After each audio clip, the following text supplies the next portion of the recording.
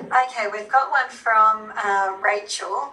We are caretakers of a Queensland complex and our agreement is currently at 12 years out of 25 in an accommodation module complex.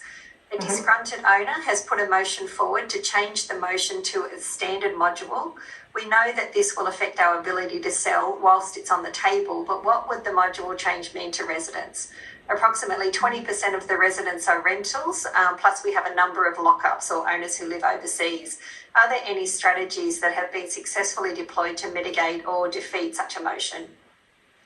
Oh, that's a good question, and one that we're seeing a lot of lately. I'm seeing a big shift where committees are looking at changing their regulation module.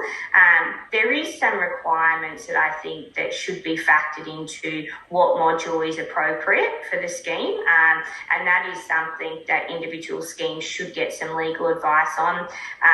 Generally your short-term holiday let style high-rises with predominantly leased lots is more tailored towards your accommodation module, where your townhouse villa style, mainly owner-occupier lots is generally targeted towards your accommodation module.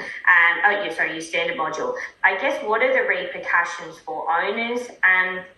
Not a huge amount, apart from the biggest kick being that the caretaking and letting agreements are capped at your 10 years. Now, obviously, Rachel, your term is currently at 12 years. You should certainly get some legal advice about what implications that change could have on your agreement. In terms of challenging it, it's an owner-submitted motion.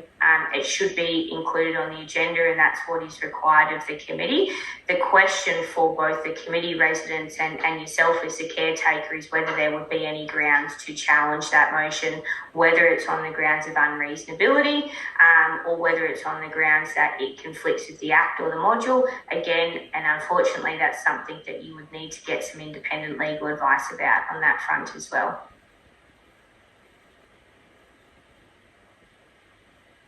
Okay, thank you.